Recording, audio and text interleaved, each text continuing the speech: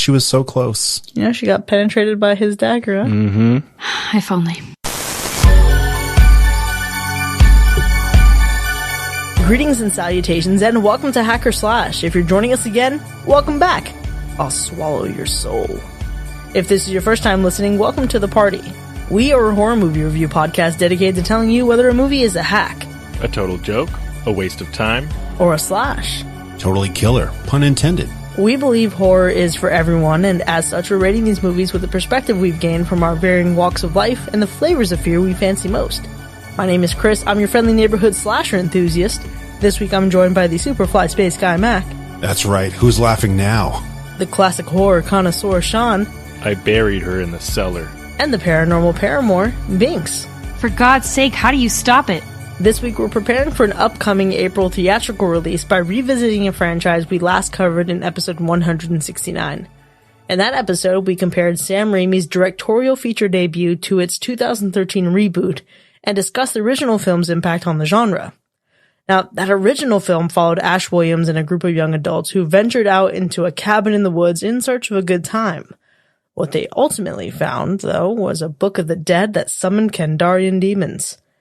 Despite the early skill Raimi demonstrated in his original film, his second film, Crime Wave from 1985, was a colossal flop, earning a mere $5,101 in the box office after being made for an estimated $3 million. That failure inspired Raimi to revisit and continue Ash's story. When he initially struggled to produce the capital necessary to fund his sequel, Stephen King, who was a huge fan of the original film, came to his aid. And King was able to convince a producer to finance the project, which resulted in a film that earned more than $5 million after 30 days in theaters. This film takes us back to Ash's horrific night at the cabin and continues the onslaught of unrelenting deadites pursuing him. This week, we're talking about Evil Dead 2.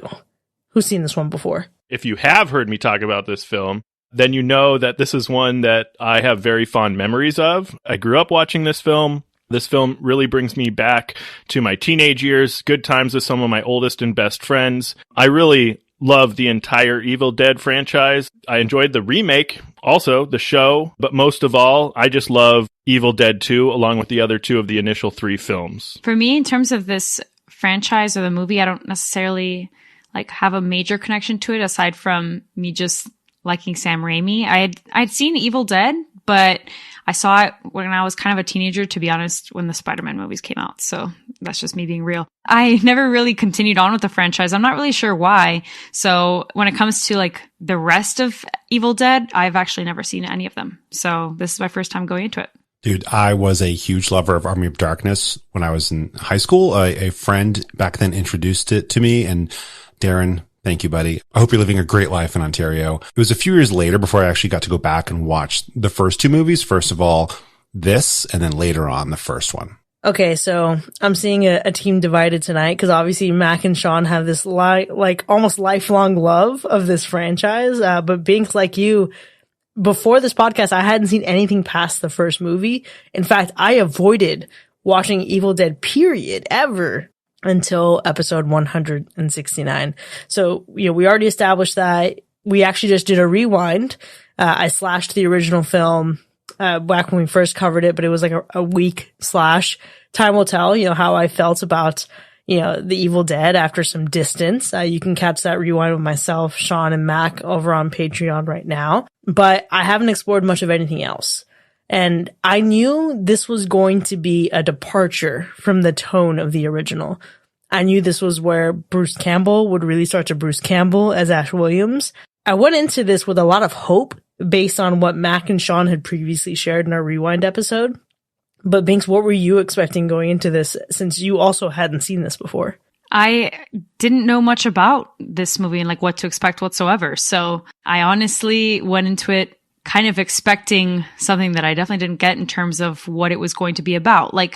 I guess I thought that this was going to be a direct sequel from the first one. I was expecting more gore, all these other things, but in terms of plot, a direct picks up right where it ends.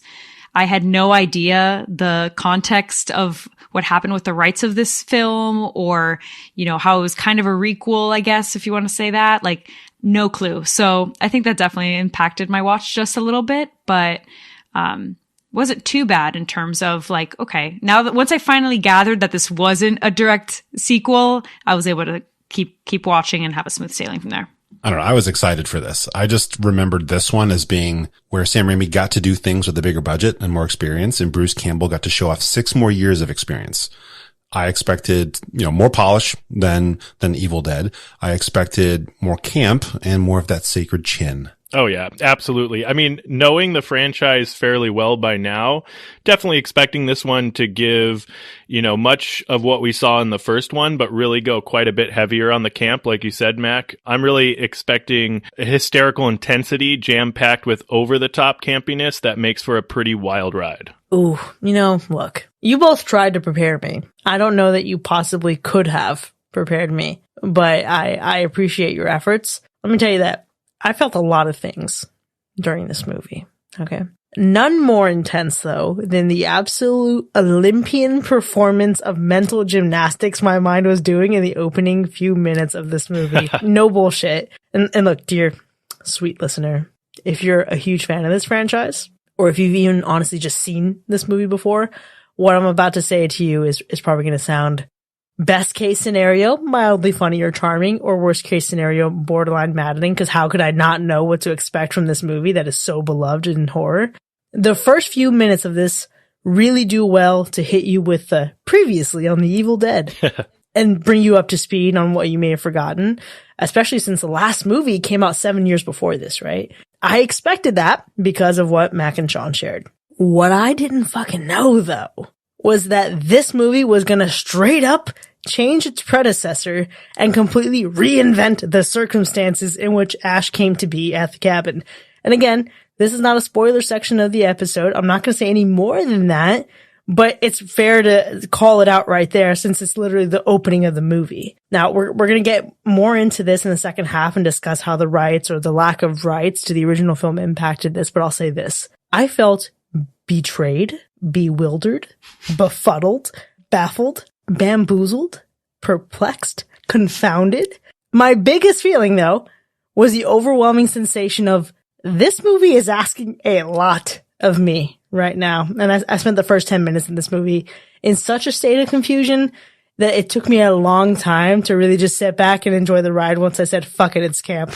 Yeah, exactly. You know what? There's really no time for logic, right? Logic doesn't belong in the movie. You just have to sit back and enjoy the ride, right? I think one of the biggest feelings, right, watching this movie is, and you kind of said it, right, how it kind of reinvents itself in a way in the first few minutes of the movie and then goes heavy into the film. And I know that there are some people out there that think the first Evil Dead is the best of the 3, that some people think Army of Darkness is the best of 3. Some people have a really strong love for Evil Dead 2, right?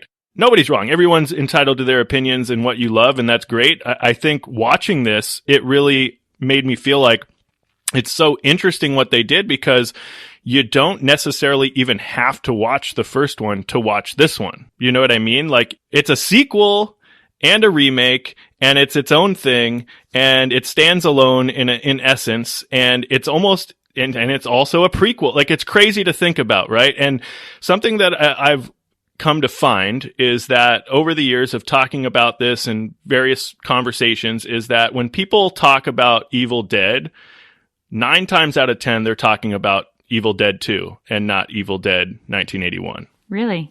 I didn't realize that. Interesting. I mean, you say all that, and the first thing that comes to my mind is, of course, Sam Raimi ended up doing Multiverse of Madness, because that's kind of what this feels like. Evil Dead and Evil Dead 2 is just like a multiverse of I don't even know what.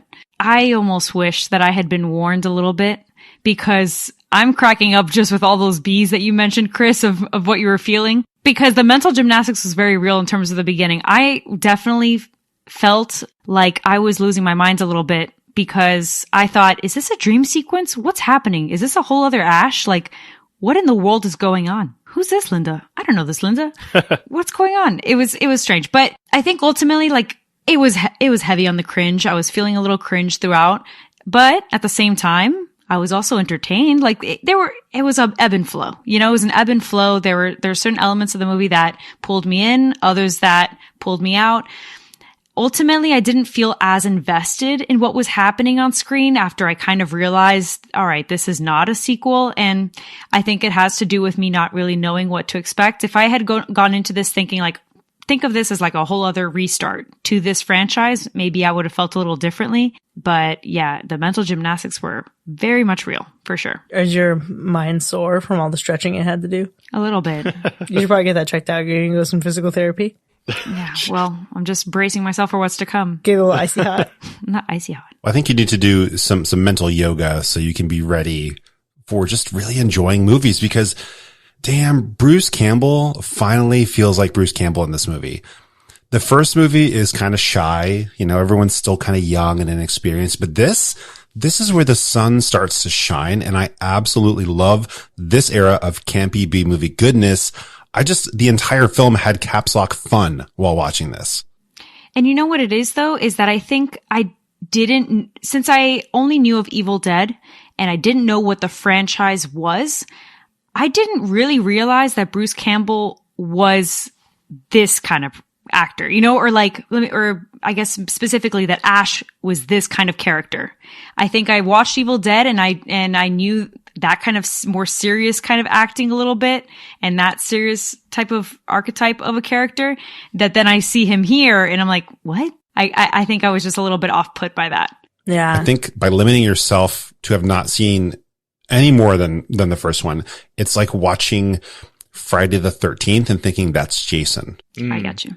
You just don't have the exposure. You don't have enough to really judge the character because there's such an explosion in how the character changes over time. Even when you get to the TV shows, it's different from the last movie. Interesting. Okay. Yeah, this one definitely picks up quick. Like it just goes at lightning speed. You got to go hard in the paint, man. Get away from those deadites. Yep, absolutely. But speaking of just going, I was surprised. I just honestly forgot how well this movie uses bookend scenes to transition between the first movie and this one, and between this one and, of course, Army of Darkness.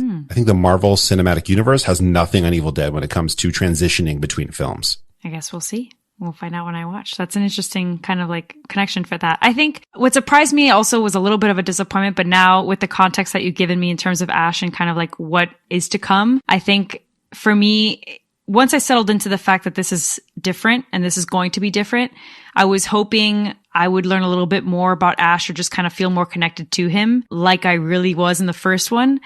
And I think because ultimately it kind of is a sequel though, that just relies so heavily on you knowing who Ash is and his story and just like kind of what's about to happen, that it just goes at such a fast pace. In the first 22 minutes, at the very least, he does some heinous things.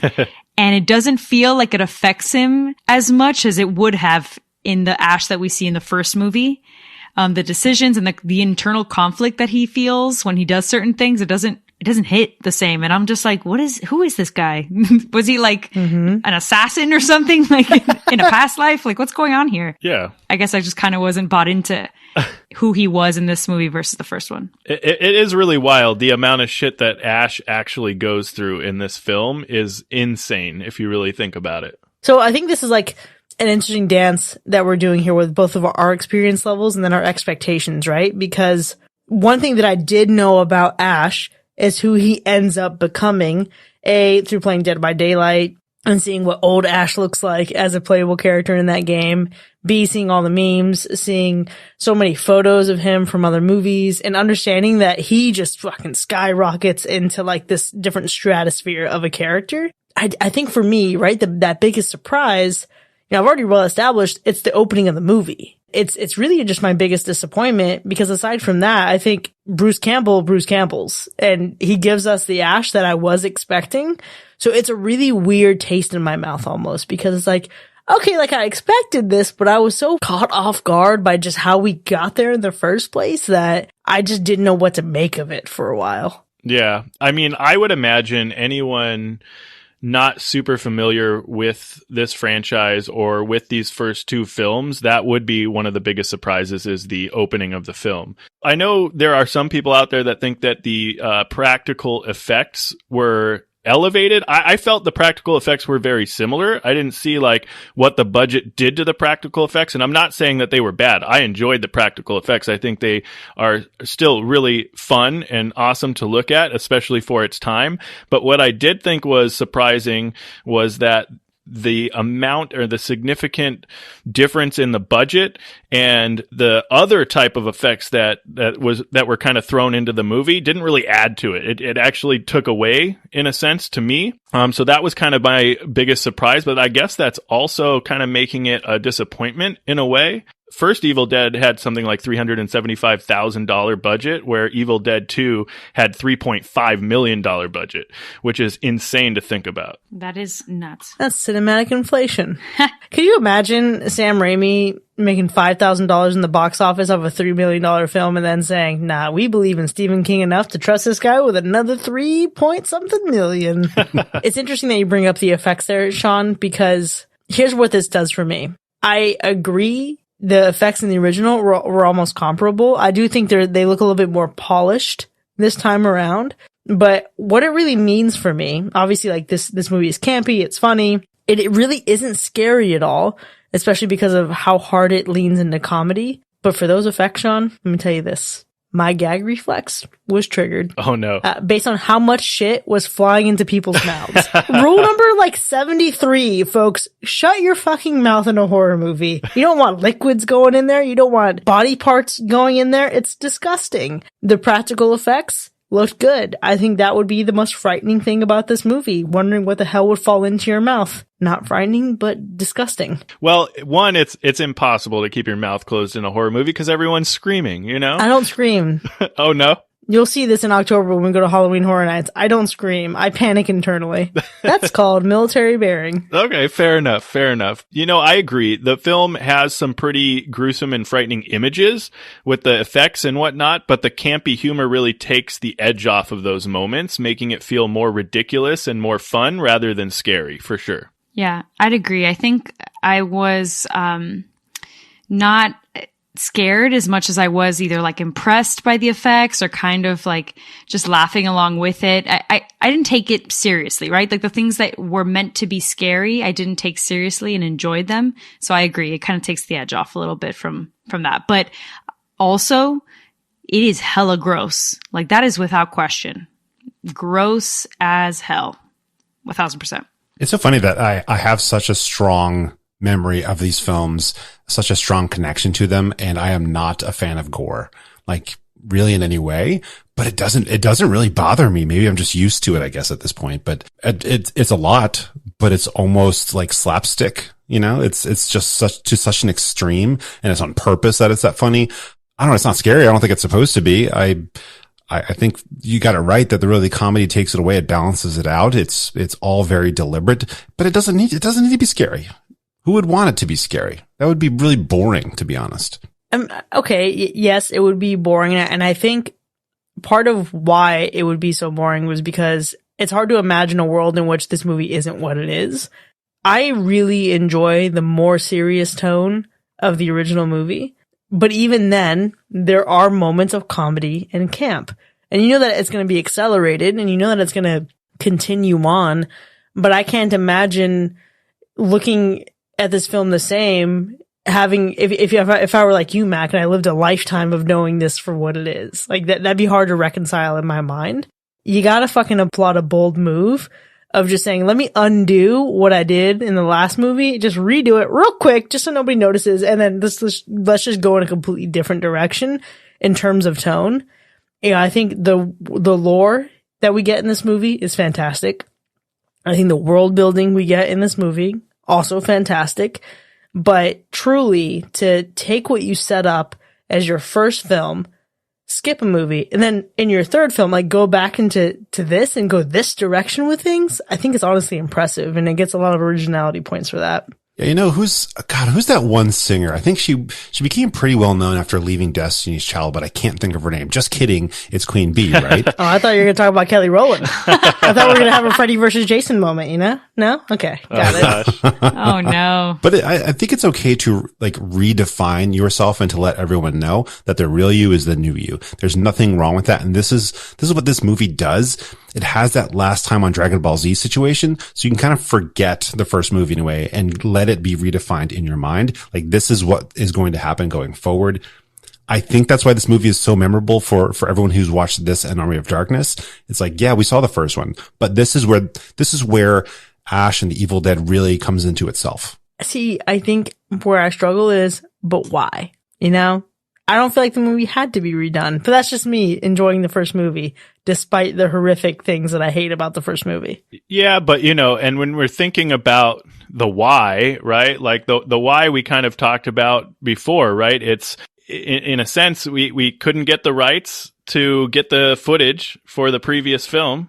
So we had to figure out a way to make this film happen and set it up so that they can continue on. Yeah. And all I'm going to say, I mean, it's much of what both of you have already said, Mack and Kris, is this movie fucking remakes itself in a way and still finds a way to be original. That's fucking incredible. Yeah. It is, but I mean, can we just take a moment to acknowledge that they did not need to recreate the whole first movie? They could have picked up exactly where the last movie ended and we'd be good. You know what I mean? It was unnecessary. Listen, where's the fun in that?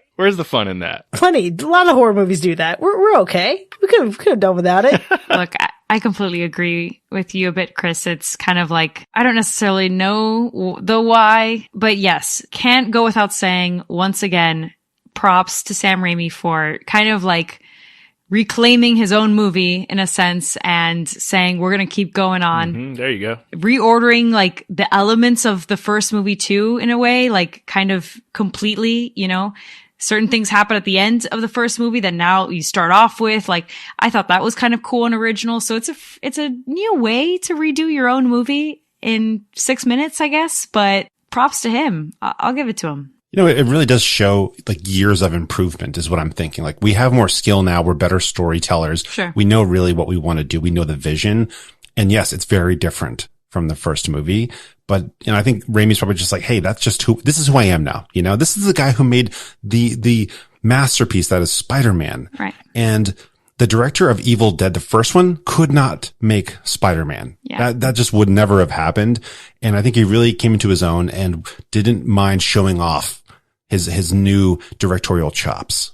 Which, having been a fan of his other movies as well, I think now, and you saying that, a light bulb just went off in my head. It's kind of this is the start of his brand. How you see Sam Raimi movies now, and you know that that's Sam Raimi. I think this is the testament to that, right? Is that kind of what you're saying? Absolutely. All right. Well, that's good. Now that I've done this, I've traversed this movie. I've solidified that holy shit, this is different. I can kind of approach what's to come, with that kind of understanding, I think, because it was such a stark difference for me. To be honest, I watched Evil Dead and then I watched the reboot and then I watched Evil Dead 2. I'm like, well, this is a lot of gymnastics here. Oh, wow. Again, you must be so tired. It's a lot of blood. Yeah, it really is. So, look, opening in the movie aside, right? I think part of what jarred me so much was because of how much I enjoyed the ending of the original. And I think when it comes to this movie's ending, it's a wild ride, dude. It's intense and it doesn't feel like it's ever going to let up even when it's over. I still don't trust that it's over. And look, I'll say this, it has me excited to see Army of Darkness, but I swear if this franchise pulls this shit one more time where it changes the ending of a previous movie, I don't know how I'm going to feel because I almost find it more perplexing than the Friday the 13th timelines. Okay. Little bit, not a lot. Just a little bit. Oh, Jesus. Just a smidgen. Yeah. It's still, they know how to use those bookends really well. Yes, set your expectations accordingly. Just a little subtlety, Oh, God, here we go. Okay. People are going to come for me, with the comparison of Halloween. Halloween 2, several years after Halloween 1, picks up right where the first movie ends. It goes a little previously right. It kind of leads into it a couple moments. But they also preserved the continuity of that entire fucking movie. So, okay, if you're saying that there's a little bit of breaking continuity, then I will set my expectations accordingly, and it better be a fun movie. Okay, well, all right, fine. You know what? As long as the only continuity that I need is that Bruce Campbell remains hot, and that's really it. As long as he continues to be fine as hell, then I'll be fine. And I'm pretty sure that I'll be okay. because that is definitely the case. In terms of the ending, though, I'll tell you what, couldn't agree more. What in the whole hell was that? That was something, that's for sure. I should have known based off of one adjustment to the character that whatever was to happen after the fact was going to be a shit show. That should have been my fair warning. But yeah, I guess we'll see. We'll see what's to come. I don't have much to say other than what the hell. I'm just perplexed. Can't wait to hear y'all's takes because I left, that movie ended and I was just staring at the screen like, what did I just watch? Oh no. It was very bizarre. You know, I feel like I need to think about the listeners out there that maybe haven't seen this movie or maybe haven't seen Army of Darkness rather, right? Because had I not already seen Army of Darkness and knowing what comes next, I don't know that I would have enjoyed the ending as much. I'm thinking back to when I first watched the film and trying to figure out like what my thought process was, but it's been so long that I truly can't remember what that feeling was. Overall, it is a very strange ending for sure. And if you don't know what comes next, it is fucking strange and even more strange. So I get what you're all feeling and I cannot wait for you all to watch Army of Darkness. Yeah, the ending is of course campy. It's ridiculous. It's out there. But for me, coming from the same point of view as Sean, it's so satisfying to watch. It's like watching Superman donning his cape for the first time. That's what it's like for me. Mm-hmm. Yeah, that's a good way to put it. I love that. Okay, well, look, the level of complexity of these timelines aside, we gotta start making our way to discerning how we feel about this movie. Now, before we get to our ratings, Sean, how would you describe the gore score? The gore in this film is intense. It's incredible. It's eye candy for all you gore lovers out there, but it's not like the gritty gore, right? It's campy gore. It's fun gore. The film has decapitations, limbs being cut off, mutilated bodies, and blood galore. The film easily gets a high to severe gore score. And what about the animal report? You know, I'd say that we're all clear because I'm pretty sure that we are, but I gotta say, special effects wise, that part's a little debatable. I don't know if we got to fact check ourselves, but I'm just saying, I feel like PETA would be a little sus for sure. All right, well, let's go ahead and get into our ratings then. Evil Dead 2 from 1987. Was it a hack or a slash? You know, I'll go first. I'd say Hail to the King, baby. You already know this movie is a slash for me. Ashy, slashy, in all his glory. This is like the moment Jason switches from the bag to the hockey mask. Even if you're not a big fan, you feel the excitement of history being made. This is a clear improvement over the original in effects, in editing, in acting, in tone, and it's so close to the timeless perfection that is Army of Darkness. It's a slash. I mean, I was like 99% with you until you said tone. Okay, look, I don't know what to say. I don't know what to say, and I don't even know how to follow that because I think I'm still processing this movie. And my struggle here is that I knew that after talking to you guys about this movie, that especially the two of you, Mack and Sean, like maybe I would feel differently, maybe I wouldn't. It's just one of those movies where I feel like I wish I had spoken to you all about this franchise and this movie before I watched it. And it's not to have it affect my opinion of it, but to maybe open the door a little bit wider in terms of, you know, giving it a shot. I think my struggle here is that I'm comparing it to its predecessor. And I thought that it was a continuation of it instead of thinking of them as two separate entities. And I think you mentioned it earlier, Sean, where people kind of have this back and forth of whether Evil Dead 2 is better than Evil Dead and this whole bit. And honestly, I have to say, I agree. Everyone's entitled to their opinion, of course, right? But I think it's kind of criminal a little bit to think that Evil Dead 2 is better than Evil Dead 1 currently as it stands. Maybe I will change my mind when I've seen all of them and now with this further context. But what? You know, I enjoyed parts of this movie for sure. I appreciate a lot of the things that have gone into it. And now, yes, can I see that this is like the start of the brand that is Sam Raimi? Absolutely. So my final jurisdiction, honestly, though, is still going to have to be a very soft hack. Maybe, you know, I keep saying this every now and then. Maybe I'll feel differently at the end of the year. I feel like it's very different from the few episodes I participated in last year where I had nothing to rehash or reslash or whatever. I'm giving it a soft hack for now, and maybe that'll change later on.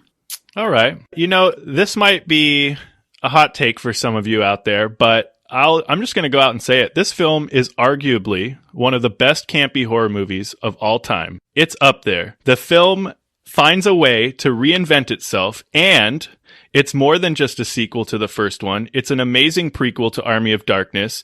This film hits the gas from the very beginning and is just relentless.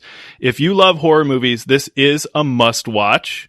It's entertaining from start to finish. There's no dull moments. It does not let up. It's a fucking slash for me. It was the oomph in the "it's a fucking slash" for me that really did it for me. It was the conviction in the "it's a fucking slash" that really was just like, I feel like Mack and Sean are like pushing me off a cliff. Like, leave this island, bitch.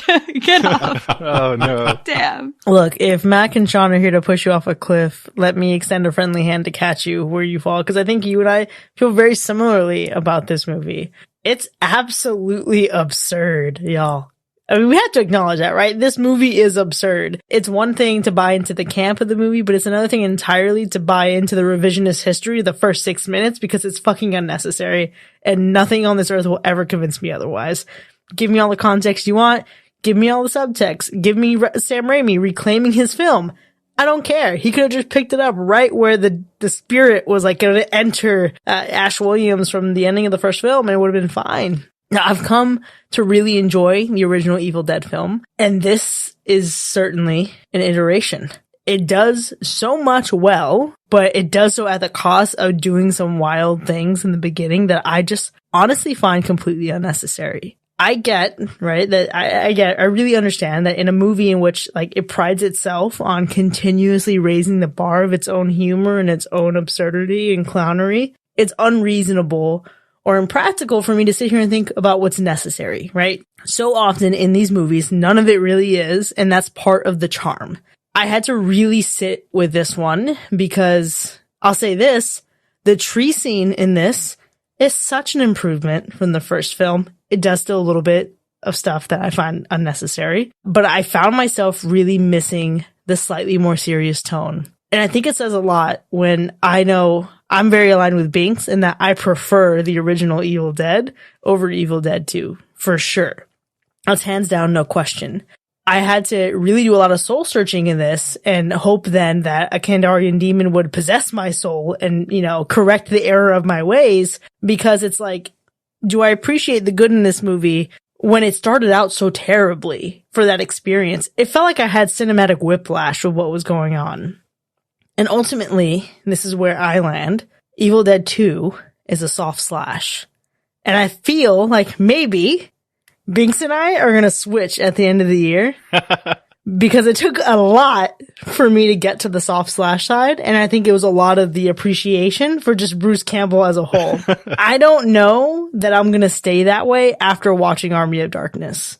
Maybe Army of Darkness will be great, and it makes me appreciate this movie less. Who knows? I can't wait to find out. I'm speechless. Well, there you have it, folks. Evil Dead 2 from 1987 has earned 2 strong slashes, 1 soft slash, and a soft hack. Now, you can find this movie streaming online, available for rent or purchase, so go check it out. Then join us in the second half so we can unpack that camp together. We'll see you in a bit.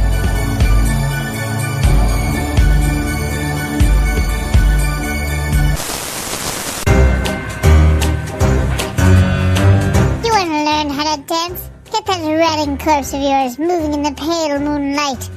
But who wants to go to a stuffy old dance studio? Life's too short for that, and nobody has time for that even when you're dead. We all know that learning how to dance is a great way to get in shape, meet new soul vessels, and get rid of some stress. But spending your evening in a class packed with droll, mouth-breathing meatbags does not a good time make. Limber Linda's Deadite Dance School is the perfect solution. Our online dance studio offers personalized lessons with the best teachers possible, the undead, so you can rest assured that your lessons will be flexible and the results out of this world. So sign up today for Limber Linda's Deadite Dance School, and we'll get every bone in your body moving and grooving. It's bone-chilling fun, after all. And remember, not another peep. Time to move those feet.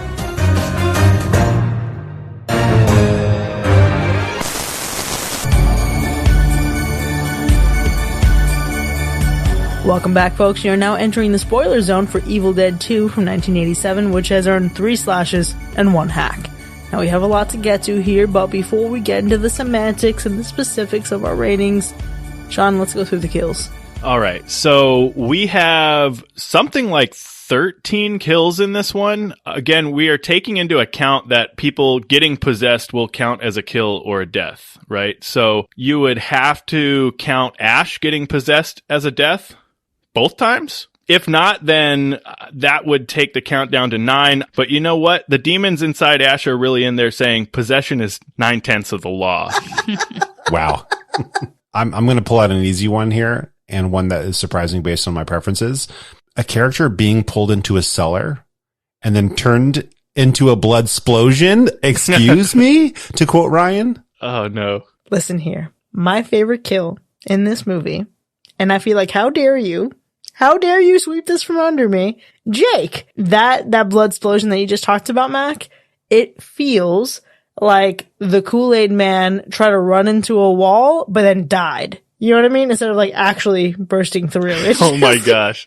Not the Kool-Aid man. Yo, it's the Kool-Aid man. You can't tell me that wasn't fucking Kool-Aid. You can't tell me. I saw how watery that shit was. That was the same Kool-Aid my cousin made because she never made it sweet enough. That's the same Kool-Aid. It was dramatic. It had a flair. I enjoyed it. I was ready for him to expire. It was a great moment. Yeah, you know what? You're talking about one of the bloodiest scenes in the film, right? And it's really interesting that the producers actually insisted on using different colors of blood to try to avoid an X rating, which didn't work at all because the MPAA actually did give it an X rating anyways, so ultimately it was released unrated. So there's that. Joke's on you, Kool-Aid man. Yeah. You died in vain. You know what's also funny? If you were lucky enough to see the deleted scenes for this movie, I believe that there is a scene where Ash, or Evil Ash, bites the head off of a squirrel. So that would bring the animal report to a whole different story. Whoa. A nipple, perhaps. Oh, Damn. I'm so glad they didn't do that, like in the final cut, because that's unnecessary. Unnecessary for sure. The fuck did a squirrel do to you, Ash? Or possessed Ash, or whatever the hell? Look, it's hard for me to pick a favorite kill. I think they're all kind of absolutely insane. So I don't think I really necessarily have a favorite one. I think the first one that comes to mind is one of the first ones. I mean, the Deadite Linda just out here, decapitated body, swinging at you, and you just like serve it right back to her, headless and all. And I was like, man, she really gave the performance of a lifetime earlier, and you just sliced her in half a little bit. Black goo. Ugh. It was the start of the end. It makes you question, are we human or are we dancer? Ah, yes. Did anyone else feel like the Deadites in this one, maybe especially Evil Ash, looked a lot like the vampires from Buffy the Vampire Slayer? Yeah. Which kind of like, I don't know, is a little bit of why I wasn't as scared or whatnot. I was kind of like, ooh, this looks a little familiar, but like a little grosser? Familiar, but yikes. There's some sharp lines on the face when they really like have the mouth region going that I just have never really been a fan of. Yeah. I liked Buffy the Vampire Slayer a lot. Like I love Sarah Michelle Gellar. I enjoyed the Buffy the Vampire Slayer like movie, all that stuff. But I was never that crazy about that style of vampire. Even though I can acknowledge that they objectively look good, it's just not my preferred go-to.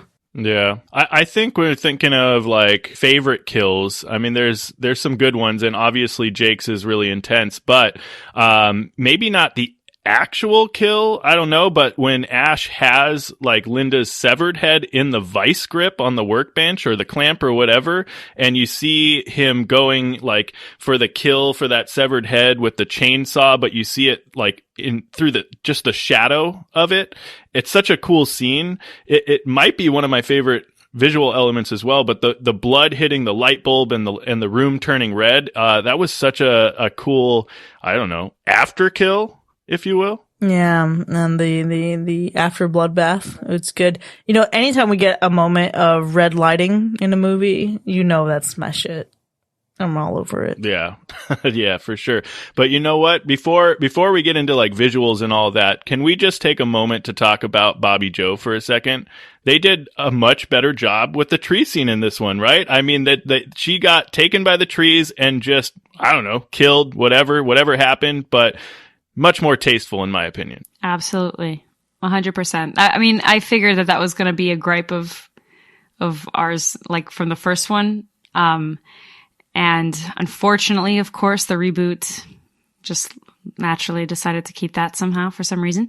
But yeah, I appreciated that this was kind of edited. Something that was a good change. Whisking her away was a good choice. I just still don't see why they completely had to just unbutton the shirt. You know what I mean? The rest of it, like, it's not like they just did that with the rest of her appearance. You know what I mean? It was still, it was still like hypersexualizing it in a way. Again, nowhere near as bad, much more acceptable, but still imperfect to me. So they absolutely have a missed opportunity. If you're going to grab somebody's arms and legs with trees and vines, you should be treating them as a marionette. That's one option, is make them do a silly puppet dance. Or like Kris suggested, rip them in half. That's a great way to end it. Yeah, just fucking tear their soul apart, bro. Pull some Hellraiser shit with trees. You know, it's like a very environmental Hellraiser. Earthraiser. I love that. Earthraiser. Recycling right there. That's all that is. I appreciate that it's a little more on the tasteful side-ish, even though there's still some issues and they definitely could have been better. But I think I'm also trying to be unfortunately realistic of the time in and of itself. So I wasn't expecting like a full-blown change. And the irony, like I just said, that the reboot remained almost the same. So, and that's all the way, 2013 was that reboot? Yeah. You know, there's that. Yep. There's a good candidate here for least favorite death, though, or least favorite kill. And that's Annie getting stabbed in the back by Ash's severed hand holding the Kandarian dagger. Like, it hurts a little bit because Annie made it. She almost made it. She was so close. Yeah, she got penetrated by his dagger, huh? Mm-hmm. If only. That scene you mentioned earlier, Sean, with Ash using the chainsaw and the vise and the red lighting was freaking gorgeous. Almost my favorite visual element. It was like the temptation was there, but I have to go simple. There's something about Ash holding the chainsaw and the boomstick, full superhero garb, basically, at this point. The Avengers have assembled. We've got our hero. And maybe that'll make more sense to the other two when they make it through Army of Darkness. Yeah. About why that visual is so stunning, seeing Bruce Campbell fully kitted out. But I love it. It's just a superhero vibe. And we're watching a horror movie, and there's just something amazing about it. There were so many great moments in the film, so many really cool visuals. Again, much like the previous film, right? The cinematography in the film was really great. When you see that moment, when you see Ash is now peeking through the cellar door on the floor, the one eye with the blood, that is such a great visual moment. Yeah, that's my favorite one for sure, because I saw it instantly and I was like, wow, the parallel. Yes. Because of his sister, you know, in the first one, I loved it. Just the one eye. And really, that was what creeped me out a little bit too, because not only was it the parallel, but kind of like, all right, now that we know he's been possessed, or like, what's going to happen to him, right? I don't know. That's kind of what kind of drew me back in after the what the fuck am I watching? So I'll give it that. Okay. Like the first moment that I got drawn back in, we talk about like the possession, the fact that he got possessed, right? My favorite visual element, period, is actually surprisingly the possessed Kandarian demons so much more. Obviously, they looked cool, especially with the low budget from the original film. And I know I just talked about how the strong lines on like Buffy the Vampire Slayer, like those vampires are not my favorite thing. But I think they looked so damn cool. But particularly him. How does Bruce Campbell still look attractive as a fucking demon? You know what I mean? Like, it's not fair. I'm out here just trying to get a date, and this motherfucker's a whole ass demon looking that good? It's ridiculous. Illegal. Listen, like it or not, the film is hands down one of the most visually stunning films for its time. It has undoubtedly served as like inspiration for horror movies to come, really, when you think about it. Its impact on the horror genre is truly undeniable. When you think about the effects and stuff that were used, and not just visuals, right? When you think of like sound effects and things that they did, I think what's really cool is, the sounds of like when the evil is traveling through the forest and stuff. Sam Raimi actually used a combination of his voice and audio samples of the great Orson Welles himself, which, I think that was his last appearance in a film. I'm not sure, but like such a cool thing to do. And Sam Raimi, that's what he was really good at, both in this film and the previous film. It is just what cool sounds he was able to capture himself and really think outside of the box and be really creative to give you some really great sound effects throughout the film. So I think many of us have something visually here that was done very well. We have that in mind as part of our favorite scene in some way. And I'm just going to go ahead and call it out, but Ash fighting his own hand to the point where eventually he has to cut it off. But fighting it attached to him is so camp and so amazing because he just does an amazing job with it. You would believe that something has actually gotten into his hand and is trying to take him out. It doesn't just read as silly guy does silly things with his hand. It reads as this character is fighting his hand. I love it. Bruce Campbell was just phenomenal with that. I'm fully convinced that you are in my head, in my notes, reading from my notes, Mac, because once again, we are aligned. Uh-oh. My favorite scene is right 30 minutes into the movie, and it's the cutting off of his own hand. It's extreme, right? It's insane. It's a rendition of Thing from the Addams Family, and it's like if Thing was slightly less appropriate. And I think what I love so much about that, right? Not only like the conviction of his performance, and feeling like it's a guy fighting his hand. Even more than that, we get this like beautiful note of camp with the Farewell to Arms book that's weighing down the bucket he's trying to trap the hand in, as if the hand is bidding farewell to his own arm. It's an absolutely hilarious like visual joke, and I think for me, it's bested only by the hilarious Muppet-like sounds the hand makes. Oh gosh, that's so fucking weird, and I love it. I love it. Ash had more chemistry with his severed right hand than he had with any versions of his girlfriend in the last two movies, and that's camp. Oh my gosh. That's hilarious. It is a good scene for sure, especially when he's cutting the hand off with the blood splattering, his facial expression. So good. What I think is it's that scene is interesting because I believe that scene where he's fighting his hand before he cuts it off was inspired by a 1979 short film called Attack of the Helping Hand, which is interesting.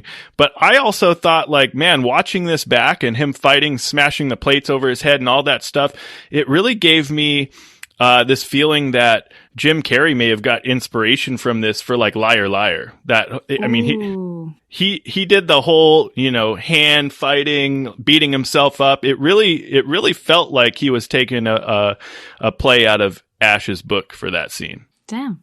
Maybe. I could see that. I can definitely see that. For me, I think I do enjoy that scene a lot. And I have to say, just a quick note, the nails on that hand must have been strong as hell for them to literally carry that body and drag him. So I got to go to that manicurist immediately. And yet they looked so brittle and rotted. Incredible. It's wild. It's an optical illusion. Insane. But for me, I really enjoyed this particular scene where Ash is definitely like losing his mind more than he probably already has. And the house is just going nuts and everything is just laughing. He's laughing. It's just complete chaos. Yeah. But then he suddenly just like comes to and just shoots that gun. I enjoyed it a lot because I was like, oh, this guy is going absolute bonkers. And then it's like that last bit of sanity that he had left was what was just going to rip him out of that moment and just shoot that gun to just wake up a little bit. It also woke me up, to be honest, not because I was sleeping, but like woke me up in the sense of like, oh, that's right. Like he's got to fight them. He's got to win. He's got to get through this. So I thought it was really good. Oh my gosh. I love so much that you said that. And a few things come to mind. One, the hilarious bouncing that he was doing. It's kind of like how I dance sometimes at work when people ask me to dance. But what I love so much is that like you talk about it waking you up, right? For me, that was a very sobering moment because I thought, oh my God, wait, hold on. Are we going to get back to the serious tone of the original? And then we didn't. I thought, who did this man just murder? And then she like barely was grazed. And I'm like, all right, okay, that's fine. But you just made me think, him with a shotgun, losing his mind, going crazy, then shooting someone. How amazing would it be to see, or to have seen, I guess in the past, a Bruce Campbell performance in an Amityville horror movie where he's perhaps maybe Ronald DeFeo from the original murders. Or maybe it's like a campy recreation if, cause that franchise just like got so far gone. Man, I feel like that would have been something to see. It's just Bruce Campbell with a shotgun. That's all it is. It's a brand. It's a vibe. So that, people always used to ask me if I was going to get a tattoo one day. And this movie inspired me, and of course, Army of Darkness inspired me to say that the only tattoo I would get would be the Statue of Liberty, holding a chainsaw and a shotgun. Oh my gosh. And smoking a cigar and riding 2 dolphins as jet skis, but that's just extra. I know an artist. Yeah. That's what I'm saying. Oh my gosh. It's really tough. There's so many, in my opinion, there's so many really good scenes in this film.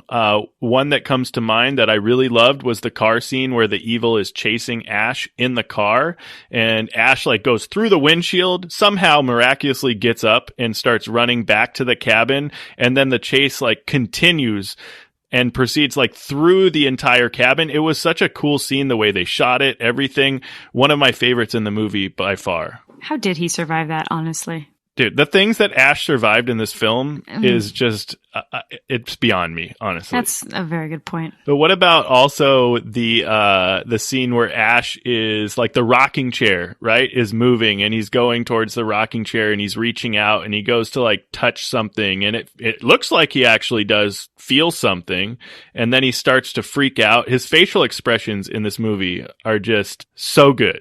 And right after that, going into that mirror scene, right, with his reflection popping out, really getting to see like the evil or the house really, really fucking with him, but like, is he going insane? Like it's such a cool way to portray like what's happening and how he's being tormented. There was just so many cool scenes back to back to back. Which I think is what I appreciate so much in the first film, is that we know that I love The Haunting, so it's kind of like the slow burn of the maddening of the main character that you kind of get in the first one in a way, even though it's a fast-paced movie, right? But this is just like all of that condensed in 22 minutes. And it's just so much. Nonetheless, I appreciate it that you're still, when it kind of slows down just a bit for you to be able to ingest it, it really is like, slowly but surely, this guy's losing his mind. What is it that he's really fighting? What is it that who is it the antagonist here? We know what it is, but like, does he know what it is? It's interesting for sure. Yeah. And there's just so many cool little scenes too that just kind of sneak in there that you just have to really appreciate, right? Like there's that scene where his, possessed severed hand is like running away and it gets caught in the mousetrap and then it flips Ash off. It's brilliant. Like that's such a fun scene. Or like, when they jump on Linda's severed head or whatever, whoever's head that was, in the cellar door, and the eyeball pops out and flies right into Bobby Joe's mouth. Come on. Amazing. Right in the mouth. There was just a lot of randomly entertaining bits that they really like threw in, and I think they packed it to the brim with stuff and it really helps keep your attention for sure. Lots going on with Ash in this movie, but I think what's interesting, especially if you consider the first movie to be the full canon like that it is, right? Because you can say that it was written out by this movie, but you can include it. The first movie, Ash is kind of reserved and he's kind of shy and he's kind of weak. And I think we get a very different Ash here, even from the start of the movie to the end, because he's had it. He's just been through everything and he's losing it. And at some point he's strong enough to just go, whatever. I'm just going to cut my own hand off and put a chainsaw where it used to be. And that's badass. That is just every teenage boy's idea of badass. And to see that person progress throughout this movie, just a very different character. And there's more to come. Don't you worry. You're going to get another Ash in Army of Darkness. It's going to be different and it's going to be very interesting. Nice. Binks, bring plenty of water. You're going to need some cold water. Good. You're going to love it. He's going to have some one-liners that are very memorable. So you're going to love that too. But when he gets to that point in this movie where he says groovy, it's just like, hell yeah. Like this dude is getting it, that there's no way out and all you got to do is just keep fighting and be gnarly, do really gross, disgusting things to kill these Deadites. Yeah. Let me just say, like this man was really carrying the whole movie. And I think for as wild of a ride as it was, and as much as I disliked the opening of it, being able to see him come into his own, you know what I mean? And to see how expressive he was and to see how Ash has evolved, I absolutely adored that aspect of this movie so much, because the clowns at the tow truck, they weren't the move for me. They weren't it. Okay, look, we have obviously Annie, a Virgo queen who shares a birthday with Binks. Very exciting. I was on the lookout for that. But beyond her being cool, the rest of them just kind of sucked. And I feel like any moment spent with them was a moment not with Ash. And like, yeah, we need to pad the body count, but also I just want to get back to Ash. You know what I mean? You know, they had other contenders for a final girl, because I think Annie could have been the final girl. I think Bobby Joe had a little bit of that energy when we first meet her. Could have gone all the way, but no, quickly dispatched. Jake, you're right though. Ugh. Famed final girl, Ashley Williams. That's right. But you know, you're onto something there, Mac. I know she was taken out really quick, but Bobby Joe, I think, did have a pretty good performance as quick as it was. I really think the scene where she is running and screaming through the woods, I think was really fantastic. It was a genuinely good scene, but yes, she did get taken out very quickly. Yeah, it was a little unfortunate. And I would say it is kind of that though. As an ensemble, who sticks out the most to me is obviously going to be Ash, and then Annie, kind of like sequential order, I guess. But yeah, I mean, Bobby Joe definitely was a standout in terms of their characters. Not a bad performance at all. I just don't think that any of them and their story really resonated with me enough to really remember a lot about them, which is, I think, is maybe the point though, right? Like maybe that's the point of the franchise or where this is going. You have these supplemental characters to kind of have these Deadites take over. It's not so that you fall in love with them and then all of a sudden they're possessed and oh my God, how heartbreaking. It's not really about that. I mean, am I wrong? Is that, I don't know. I think that's pretty good. You're going to get some interesting things with characters as we go further, as we go into the next movie. I know we can't review the TV show, but the TV show really turns things up a notch when it comes to having characters that are really kind of independent, yet also very, very interesting characters. There's a Bruja. I'm just going to say that. Okay. I'm going to throw that out there. So you're missing out if you don't make it all the way to the TV show. But, and this one, I mean, you know, Jake is interesting. Jake comes out like, I'm going to be the strong one. I'm going to make the decisions, going to make something happen. And we're watching like, you're a buffoon. Yeah. You're not going to do anything. When in reality, Ash is also a buffoon. Right. But Ash is actually in charge and is going, Ash will cut his own hand off, Jake. So sit down. Yeah. All right. You wouldn't do that. Yeah. You're not willing to do what it takes, sir. Please. That's right. Get out of the way. Yeah. I mean, yeah, you're not wrong. I agree. I think this is the Ash show. You know what I mean? Like it is for the most part all about Ash and what Ash is doing. And what he brings to the film, you know, it works, man. It's like, I said it before, like the facial expressions, what he can really bring out, like emotion wise, out of the character with what he portrays on screen. I think, you know, yes, it's a little bit campy. Sometimes it's a little over the top, but like it works for the film. And I mean, you couldn't imagine another person playing that character, right? So Ash really does steal the show. But I did think, I don't know if any of you knew this, but Sam Raimi's brother, Ted Raimi, actually plays Deadite Henrietta in this film. I realized that when I looked up the movie afterwards. Yeah. And I was like, holy shit, rewind the tape. I need to see this man again, because I've seen him, obviously does like some cameos in other films that he's done, but I most recently played The Quarry, and I was like, what in the world? What a transformation. Uh-huh. I think that's the only place I know Ted Raimi from. From The Quarry? You never watched Xena? I mean, like, I watched it when I was young. I couldn't tell you who the fuck Ted Raimi was in that. I could tell you who Xena was. Oh my. Fair enough. Oh, you're gonna love the TV show Ash versus Evil Dead. Let me tell you that there's more Xena goodness in it. So.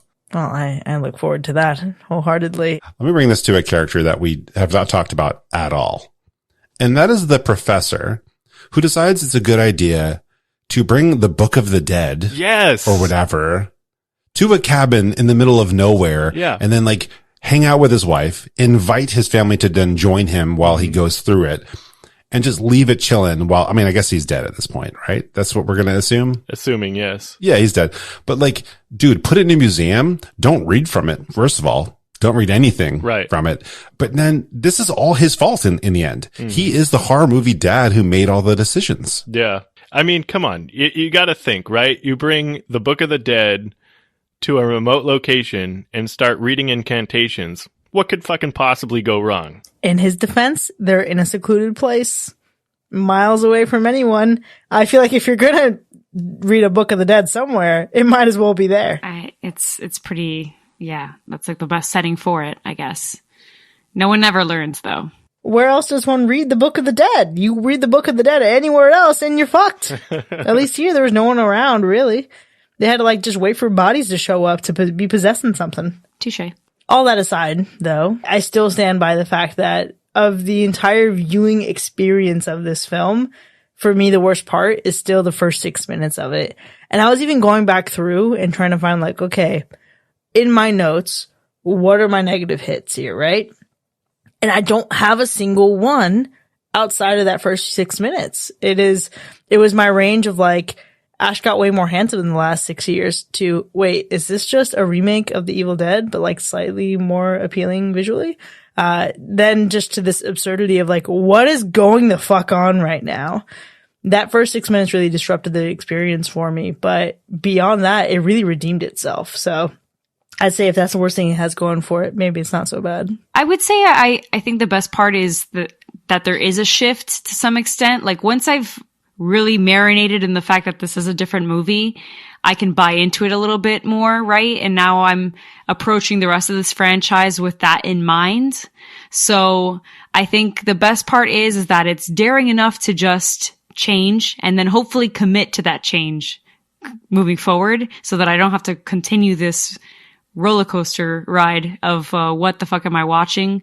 You know, and I'm sure that I will to some extent, but like in terms of the comedy and the camp and whatnot, like, all right, that's what this is going to be. Great. Done. Check mark. Now I can move forward. Yeah. I mean, so for me, it's really hard to pick a worse part of the movie. I definitely feel, you know, Kris, I know what you're saying. Like, why did that first 5 or 6 minutes redoing the first film, whatever, had to be there? I didn't mind it that much, really. It didn't like throw me off that much. It is interesting, but I feel like it did a good job, like still feeling like a new movie right after that. And it was still fun. I think if I had to find a worse part for me, digging really deep, it would just have to be trying to figure out why or what the explanation was for how Ash can go in and out of possession without being overcome by the evil and dying like literally every fucking buddy else. He's just a strong man. As strong as his jaw is chiseled. Oh, you got it. It's the jawline. The jawline is his magic. Yeah, everyone else in that movie had a weak chin, bro. You can't compete with that. What do you got, so. Scotty from the first movie? Fuck that guy. No. Yeah. We have a guy here that's so not strong jawline that we haven't even talked about him. Ed. What happened to Ed? Who even cares? His jaw's not there. He's not the chin. Bruce Campbell is the chin, and thus Ash has to be able to survive. So that's just how it goes. I think it's hard to pick a worst part of this movie for me, but I'll pick one.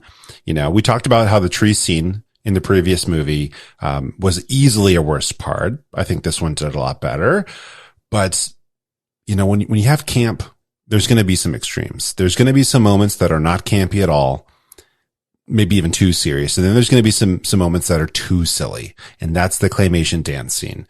That was so incredibly silly that it was the outlier. And there's nothing wrong with that. I just think it happens to be the outlier for me that like takes me out of like the nice middle ground. And it's actually a fun scene, but I'm still going to call it the worst part of the movie. Wow. Bold. I loved the body dancing so much because here's the thing. A really silly thing about me is I love this one animated film, Anastasia, and there's a song within that movie, Once Upon a December. And when I saw this naked, headless corpse dancing, all I could think was dancing bears, painted wings, things I almost remember, and a song someone sings Once Upon a December. And I was just like listening to that music in my head, watching her go. And I thought, yeah, man, work it. That's great. Own your power. I love it. Meanwhile, I'm like, I don't know, is she like maybe listening to Bad Bunny or something and dancing? Like, it could be a multitude of things. Oh, no. You know, I think the dancing body is actually one of the few things that that makes me consider rewatching this movie. I think I could appreciate it more on a second watch, now being adequately prepared and understanding what I'm getting into. I do think something that Bing said very early on still holds true for me, and that is because of how absurd and zany the movie gets, I'm less emotionally invested in everything that happens, so I'd be curious to see how it feels another time. Yeah. Well, like when you watch Evil Dead 1981 again, it grew on you. So hopefully this one will continue to grow on you the next time around. This one is definitely one that I will continue to watch time and time again. It's just a fun movie. It's a comfort movie in many ways, and it brings me back to my early years hanging out with my friends and just having a lot of laughs. And I was talking about it earlier. I think that this one I feel like is more known, maybe not, maybe Army of Darkness, but like I said, when people talk about Evil Dead, I feel like they're meaning Evil Dead 2 versus the first one. I think this one really has the best balance of camp and horror, right? I think it's just a fun movie out of the three. Like the first one is more serious and the third one is even more campy, and this one just kind of gives you the best of both worlds. Definitely rewatching this one. It's always in the rotation. It's just an absolutely great film. I can see myself rewatching this already because I've given it a soft hack, right? So once I finish this whole franchise, I'm sure that I'm going to want to rewatch it again in the future, and I'm going to want to do it like how you should from beginning to end. And I think that once that happens, I'm going to feel differently about this because I already kind of know what to expect and what the point is, and where this franchise is going, what its intentions are, the camp of it. So I can see this happening for a rewatch for sure. And I'm sure that I would get more of a laugh and I'll buy more into it instead of being so stunned by the difference of the first one to the second. Yeah, I mean, this is a movie I was excited to rewatch however many years later.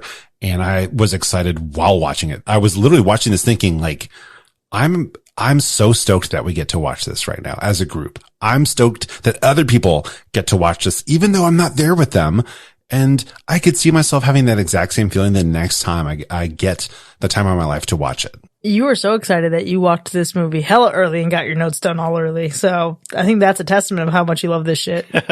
Yeah, I literally did the Evil Dead one night, did my notes right after watching it, I believe. And then like the next day watched Evil Dead 2. That's awesome. Well, look, obviously, I think we're all open to continuing to have more Evil Dead 2 in our lives in one way or another. But for now, let's see how much Max Factor Fiction can hold us over. Number 1. Ted Raimi sweats so much while wearing his Deadite Henrietta costume that the special effects team had to pour out liters of his glistening sweat at the end of each shooting day. Ugh. That is... Liters of sweat? I mean, I gotta imagine whatever that suit is made out of or whatever, it probably was hot, but that much sweat pouring out of him? I don't know. That's a lot. I'm gonna say fiction. Yo, if that amount of sweat is coming out of your body, this man's in the hospital. Or he's well hydrated. Yeah, right. I don't know. That sounds like fiction. Sounds like fiction. I don't know, because suddenly I was scared. This one's a fact. Oh. What? So, Can you imagine shooting this film in Wadesboro, North Carolina, where there's a heat wave? Oh, no. Can you? No. Yeah? It's hot. Okay. And he's wearing a full suit. That's a lot of heavy material covering everything from his face down to his feet. So yeah, this is a fact. You can even spot some of Ted's sweat coming out of Henrietta's ear when she's delivering a flying attack on Annie and turns around to scream at Ash. Oh, I gotta look for that one. Do you have to look for that? Number 2, Bruce Campbell broke his beautiful jaw while shooting the intro scene in which the evil speeds through the house and slams into him. Raimi was manning the camera on a bike and didn't time things correctly. Holy shit, a broken jaw? That's intense. I know that Sam Raimi controlled some of the things like tree branches and things that he purposely hit people with, but I don't know, to be honest, if he broke Bruce Campbell's jaw. I want to say fiction again, so I'm going to go fiction. My heart is telling me fiction because not my boy with a broken jaw. Yeah, he's a strong chin. Come on. He's a strong chin. So, but I'm going to say fact for the sake of just not choosing fiction again, although I don't know. I'm very conflicted. Well, this one is a fiction. However, the two of them, Raimi and Campbell, made up that rumor for fun just to see how many people would buy Oh, it. that's great. Damn it.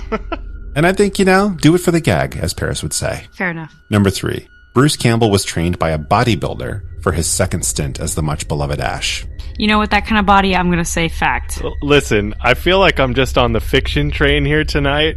Is a bodybuilder? I don't think he had to get that lean, or not even lean, that fucking buff and built for this film. All he had to do was carry a fucking chainsaw and a boomstick, so I'm going fiction. This one is a fact. A good portion of the junior high school gym in Wadesboro, North Carolina, was used as a filming location for a lot of the set, and they converted a classroom into an iron-pumping palace for Bruce's sick gains. You can see the effects when Ash's shirt, of course, is torn at the end and Bruce's manly muscles peek through. Okay. Most memorable scene in the whole movie. What? Who said that? Not me. Number 4. We all loved Deadite Linda's dance scene, except for me. But did you know that Bruce Campbell worked with a professional choreographer to plan his possessed hand fight? I believe that fact because I'm pretty sure that there has been like choreography done for Wednesday for the thing. They had to have choreography for that as well. So I'm going to say fact, maybe off of that. I don't think that's far-fetched either. I think it's possible. Maybe, the budget was there, so maybe they were able to hire a choreographer for this infamous fight scene. So I'll go fact as well. All right, so this one's a fiction as well. He For one time. is literally, I mean, come on. He's standing there like staring at his own hand, holding it back, trying not to choke himself out, but he improvised it. Nice. And Raimi loved it so much that he used the first take. Oh, that's awesome. This man is just incredible. Genius. That's right. He's got skills to pay the bills.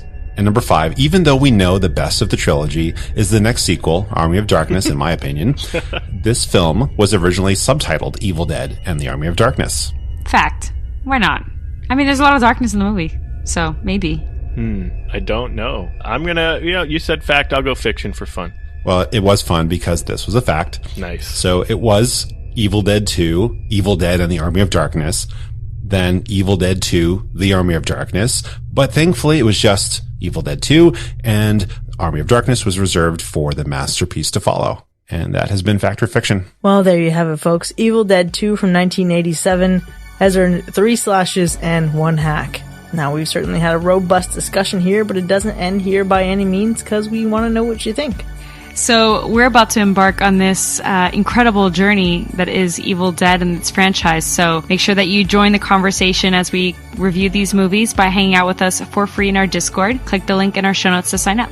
If you've enjoyed listening to this episode, consider becoming one of our patrons. Visit patreon.com/hacker/ to enjoy more of the show with early access, extended episodes, bonus content, and live shows. We'll see you next time, folks, and remember, the first passage will allow the demon to manifest itself in the flesh. Groovy.